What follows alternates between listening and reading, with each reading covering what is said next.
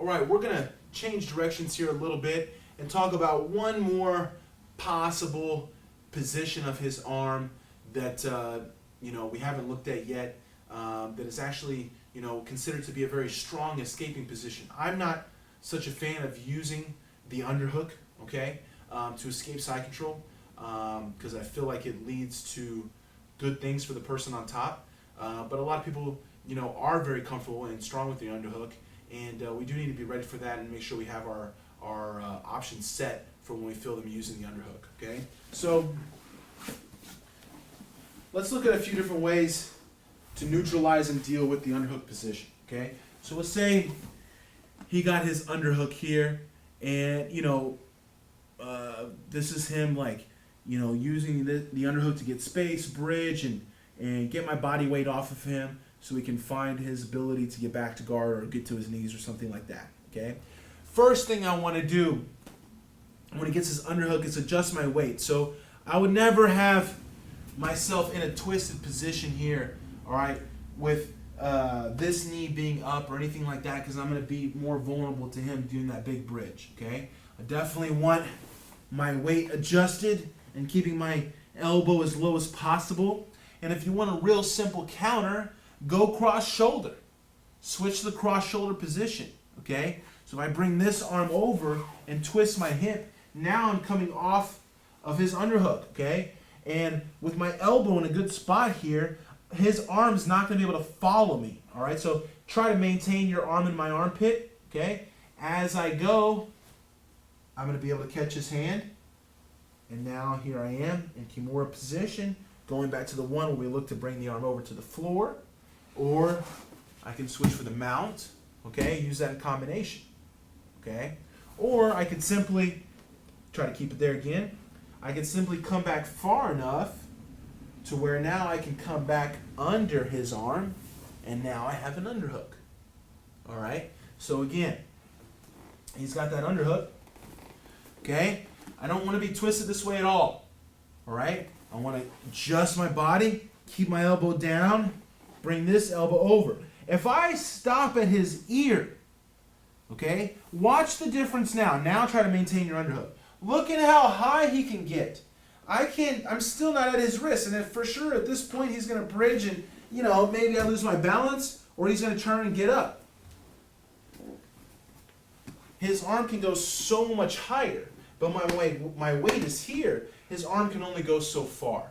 All right? So that's why that whole time I've been telling you, make sure your elbow is at the tricep. This is one of the main reasons. Now when I come back, look at the difference. Now I can catch his arm. Here's my Kimura. Or I just come out and then rotate under. There's my underhook. All right? So there's a couple of simple ways to deal with the underhook position and put yourself in better position. Now let's say that it's a little too late for that, and I can feel that big explosion is coming. Okay, so let's pretend he has his underhook here. What does his explosion look like? It's a bridge and it's a throw. No, really like you're going to throw me off. It's like this. Okay, it always starts that way, and then they start to work their hip out. All right, but that initial explosion is big, and what it does when he opens up like that is it opens up all that space that we want anyways. Okay, and this is why to this day now I like when people try to escape with the underhook. All right, because I know I'm going to be able to get some good position out of it. All right, or get to that arm. Okay, so two simple options. All right, so we'll say it's too late. I can feel that explosion's coming, and he's going. I'm going to go with it. First option, just go knee in the belly. Go with it. Come up, go knee in the belly. Okay? Now, there's no way his knee was going to come in front of me because he's using his feet to explode up. So he can't get his knee there in time. All right? His hip's in the air. Okay? So as long as I go at the same time, I'm going to have a free knee in the belly. Okay? And then we all know the knee in the belly could turn to him pushing, giving me the arm. Maybe I put my thumb in and work the neck, after I get to knee in the belly, and start any one of those games that we already covered. Okay? So knee in the belly. simple, quick, easy solution to him doing any sort of escape with his underhook. Next thing, mount. Okay? Little more, higher level. You gotta make sure your timing's right. But same thing. Okay? Taking advantage of that explosion and him not being able to get his knee in front of us. So as he pops up this hip and looks to, bridge, I'm going to almost turn with it. And as I feel that bridge coming, slide my leg over, and there's my mount. Okay?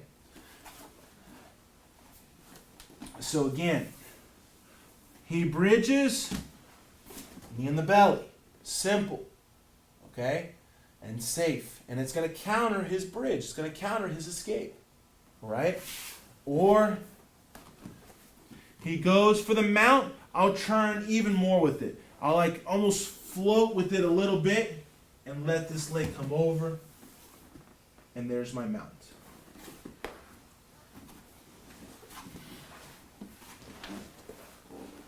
All right?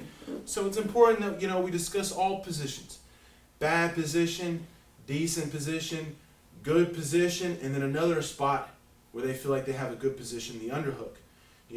We know kind of what we're looking for in all different scenarios depending on where that arm is, and we have answers and, offense that we can apply in all situations.